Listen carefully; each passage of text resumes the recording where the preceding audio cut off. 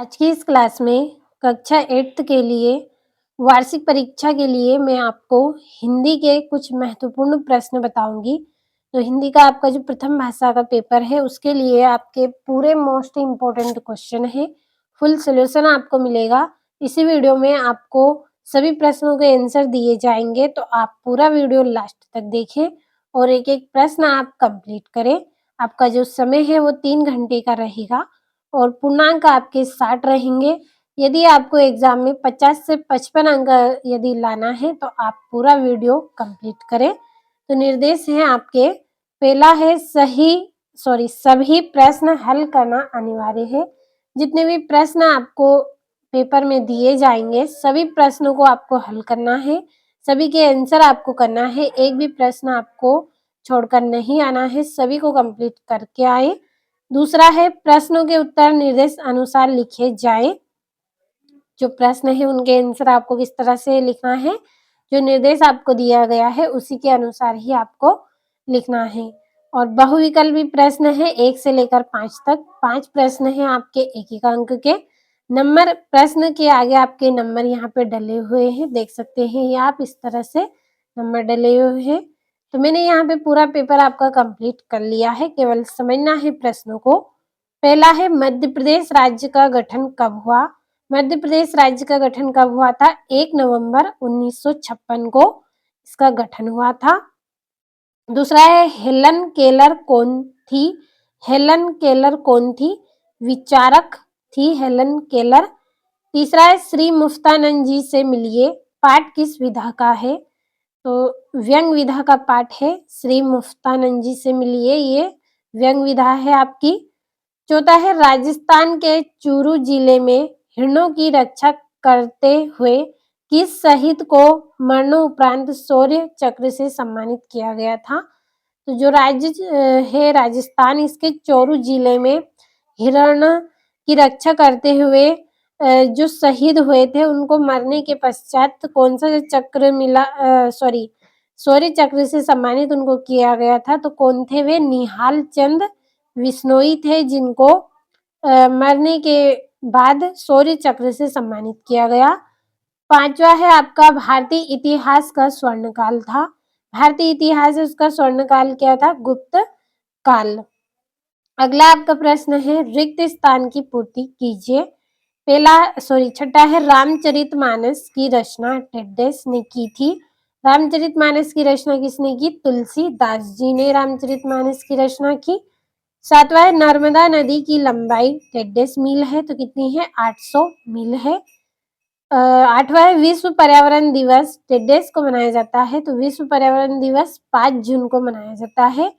नौवां है महारानी अहिल्या ने टेड्डेस में किला और शिव मंदिर बनवाया था, तो महेश्वर में किला और शिव मंदिर बनवाया था। 10वां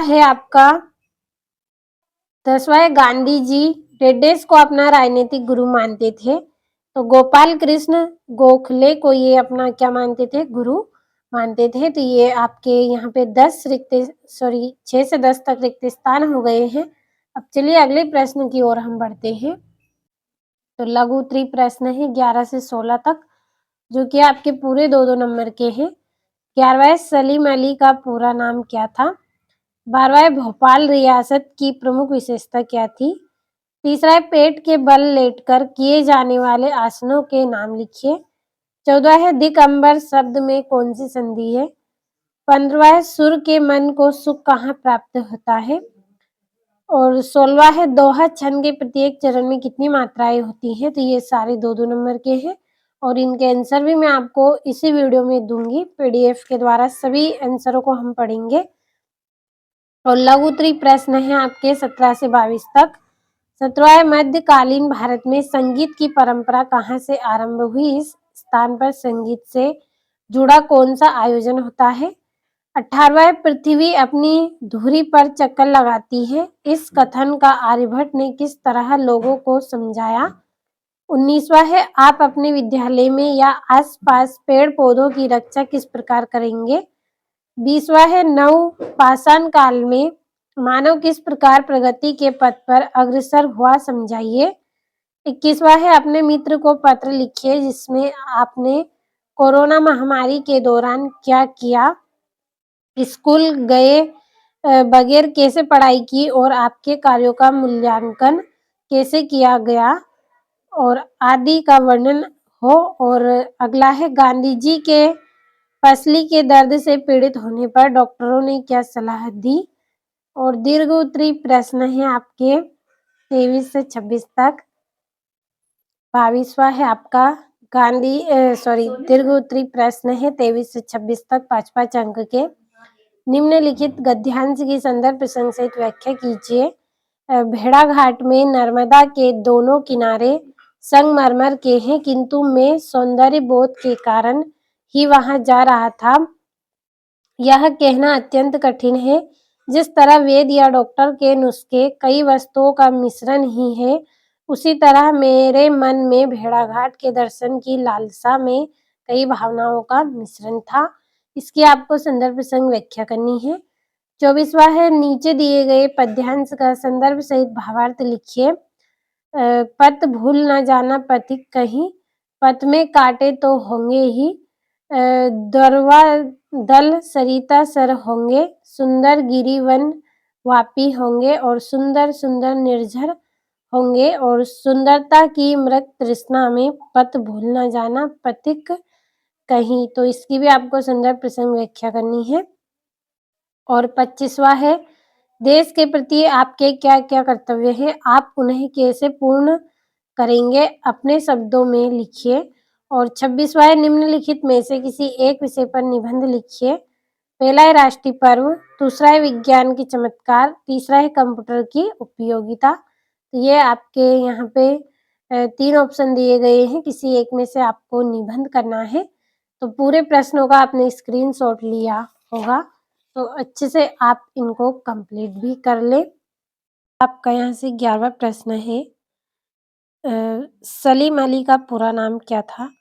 तो सभी प्रश्नों के आंसर प्रश्न के स्क्रीनशॉट मैंने आपको पहले ही दे दिए हैं, मैं केवल आपको यहाँ पे आंसर समझाऊंगी। तो सलीम अली का पूरा नाम क्या है? सलीम मुइजुद्दीन अब्दुल अली इनका नाम है। जो सलीम अली है इनका पूरा नाम है ये। अगला है आप रियासत की प्रमुख विशेषता क्या थी?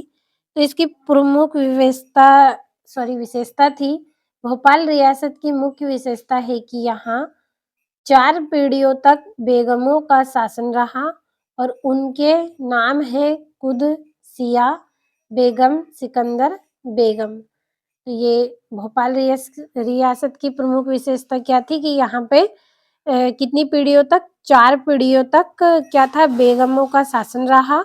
उनके नाम है कुदसिया बेगम, सिकंदर बेगम। तो ये आपको यहाँ पे 2 नाम भी बता दिए हैं उनके। 13वां है पेट के बल लेटकर किए जाने वाले आसन के नाम लिखिए। तो जो पेट के बल जो आसन किया जाता है लेटकर, वो क्या है? निम्नलिखित में सर्पासन है, शलभासन, धनुरासन और मकरासन और शशा आसन। तो ये आपके यहाँ पे 4 आसन है। पहला सर्पासन, दूसरा है शलभासन, तीसरा है धनुरासन, चौथा है मकरासन और 5वां है शशासन। तो ये 5 बता दिए हैं आपको आसन जो पेट के बल लेटकर किए जाते हैं। और दिक् आंबर संधि में कौन सी संधि रहेगी? तो इसमें आपकी स्वर संधि रहेगी। तो स्क्रीनशॉट लेते चलना है आपको और कंप्लीट भी अच्छे से कर लेना है। 15वां है आपका सुर के मन को सुख कहाँ प्राप्त होता है? जो सूरदास जी है इनके मन को सुख कहाँ प्राप्त होता है? तो सूरदास जी के मन को सुख भगवान श्री कृष्ण के चरणों में प्राप्त होता है। श्री कृष्ण के चरणों की जब ये भक्ति को प्राप्त करते हैं तब इनके मन को क्या है? सुख प्राप्त होता है। 16वां है दोहा छंद के प्रथम एवं तृतीय चरण में 13-13 तथा द्वितीय एवं चतुर्थ चरण में 15 मात्राएं होती है। जो दोहा छंद है उसके प्रथम यानी पहला और जो तीसरा चरण है उसमें क्या है? 13-13 मात्रा रहेगी। और जो दूसरा और चौथा चरण है उसमें कितनी? 11 मात्राएं आपकी रहेंगी। अगला प्रश्न है आपका मध्यकालीन भारत में संगीत की परंपरा कहाँ से प्रारंभ हुई? इस स्थान पर संगीत से जुड़ा कौन सा आयोजन होता है? तो यहाँ पे इसका आंसर है मध्यकालीन भारत में ग्वालियर के घराने से संगीत की परंपरा प्रारंभ हुई। कहाँ से? ग्वालियर के घराने से संगीत की जो परंपरा है वो प्रारंभ हुई। ग्वालियर के राजा मानसिंह तोमर ध्रुपद गायन के प्रणेता व संगीत प्रेमी थे। कौन थे? जो ग्वालियर के राजा है मानसिंह तोमर, ये क्या है ध्रुपद गायक के प्रणेता व संगीत के प्रेमी थे। और ग्वालियर में अखिल भारतीय तानसेन समारोह का 3 दिवसीय आयोजन प्रतिवर्ष किया जाता है। यहाँ पे क्या है, जो ग्वालियर है उसमें भारतीय तानसेन समारोह का 3 दिवसीय आयोजन होता है, यानी 3 दिन के लिए प्रतिवर्ष हर वर्ष यहाँ पे 3 दिन क्या है आयोजन होता है संगीत के लिए। तो आपको इस प्रश्न का आंसर अच्छे से समझ में आया होगा। ग्वालियर के घराने से संगीत की जो परंपरा है वो आरंभ और राजा जो मानसिंह है तोमर ध्रुपद गायक व संगीत थे और ग्वालियर में 3 दिवस तक संगीत का आयोजन होता है प्रतिवर्ष। तो स्क्रीनशॉट के माध्यम से कंप्लीट करना है। 18वें का आंसर है आपका जो आर्यभट्ट है, आर्यभट्ट ने लोगों को खुलकर बताया कि हमारी पृथ्वी अपनी धुरी पर चक्कर लगाती है। जो आर्यभट्ट है इन्होंने खुलकर क्या बताया था कि जो हमारी पृथ्वी है वो अपनी धुरी पर क्या है चक्कर लगाती है, वह स्थिर नहीं है। जो हमारी पृथ्वी है वो क्या है स्थिर नहीं है, यानी कि यह घूमती रहती है, स्थिर नहीं है, ये अपने एक स्थान पर ये घूमती रहती है। और आकाश का तारामंडल स्थिर रहता है। स्थिर क्या रहता है? जो आकाश का तारामंडल है वह स्थिर रहता है। पृथ्वी क्या है हमारी स्थिर नहीं है, केवल स्थिर है तो क्या है आकाश का तारा मंडल स्थिर है। और आर्यभट्ट ने यह भी स्पष्ट किया कि पृथ्वी अपनी धुरी पर पश्चिम से पूर्व की ओर घूमती है। आर्यभट्ट ने क्या स्पष्ट किया? जो पृथ्वी है वो अपनी धुरी पर पश्चिम से पूर्व की ओर घूमती है और इसके साथ हम भी घूमते हैं। पृथ्वी के साथ क्या है हम भी घूमते हैं, इसलिए आकाश का स्थिर तारामंडल हमें पूर्व से पश्चिम की ओर जाता हुआ जान पड़ता है। इसलिए क्या होता है कि जो आकाश का स्थिर तारामंडल है वो हमें पूर्व से पश्चिम की ओर जाता हुआ दिखाई देता है। तो समझ में आपको अच्छे से आया होगा कि जो आर्यभट्ट है इन्होंने लोगों को क्या बताया था कि जो हमारी पृथ्वी है वो क्या है अपनी धुरी पर चक्कर लगाती है। जो पृथ्वी है वो क्या है स्थिर नहीं है। स्थिर क्या है? आकाश का तारामंडल स्थिर है। और जो पृथ्वी है वो अपनी धुरी पर चक्कर लगाती है, कौन सी दिशा में? पश्चिम से पूर्व की दिशा में ये चक्कर लगाती है और इसके साथ हम भी घूमते हैं। मंडल है वो हमें पूर्व से पश्चिम की ओर जाता हुआ दिखाई देता है। तो अच्छे से आप यहाँ पे समझे प्रश्न के आंसर को और कंप्लीट करें।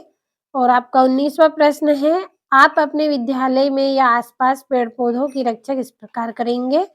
तो हम अपने विद्यालय में या आसपास पेड़ पौधों की रक्षा हेतु विद्यालय में इको क्लब का गठन करेंगे। क्या करेंगे? जो पेड़ पौधे हैं उसकी रक्षा करने के लिए इको क्लब का हम गठन करेंगे, जिसमें 5 सदस्य होंगे। जिसमें क्या रहेंगे? 5 सदस्य रहेंगे। इनका कार्य क्या होगा? विद्यालय या आसपास के पौधों के चारों ओर बाड़ लगाना। क्या कार्य रहेगा इनका? कि जो हमारा विद्यालय है स्कूल है इसके आसपास के चारों ओर बाड़ लगाना, पेड़ों के महत्व को गांव के लोगों और विद्यालय के बच्चों को समझाना। क्या करेंगे? जो स्कूल के बच्चे हैं उनको समझाएंगे, साथ में जो गांव में लोग हैं उनको भी हम बताएंगे कि जो पेड़ पौधे हैं उनकी रक्षा में किस तरह से करनी चाहिए, ये हम समझाएंगे। और पेड़ों की रक्षा का संकल्प भी दिलवाएंगे। साथ में क्या करेंगे? पेड़ों की हम रक्षा करेंगे ऐसा संकल्प हम उनको दिलवाएंगे। तो ये कार्य हम करेंगे पेड़ पौधों की रक्षा के लिए। समझ में आया होगा आपको अच्छे से। एको क्लब का गठन आप करेंगे, जिसमें क्या रहेंगे? 5 सदस्य रहेंगे। 5 सदस्यों के कार्य क्या रहेंगे?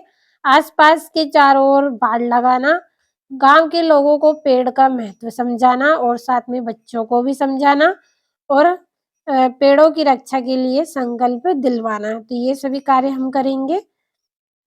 20वां है नवपाषाण काल में मानव किस प्रकार प्रगति के पथ पर अग्रसर हुआ समझाइए। तो नवपाषाण काल में मनुष्य घुमंतु जीवन को त्याग कर सामाजिक जीवन में प्रवेश करने लगा। क्या करेगा? नवपाषाण काल में मनुष्य घुमंतु जीवन को त्याग कर सामाजिक जीवन में प्रवेश करने लगेगा। इस युग में कई विधाएं प्रारंभ हुई। इस युग में क्या होगा? कई विधाएं प्रारंभ होंगी। आदि मानव भ्रमणशील जीवन को छोड़कर एक निश्चित स्थान पर रहने लगेगा। यानी कि जो मनुष्य है वो क्या है?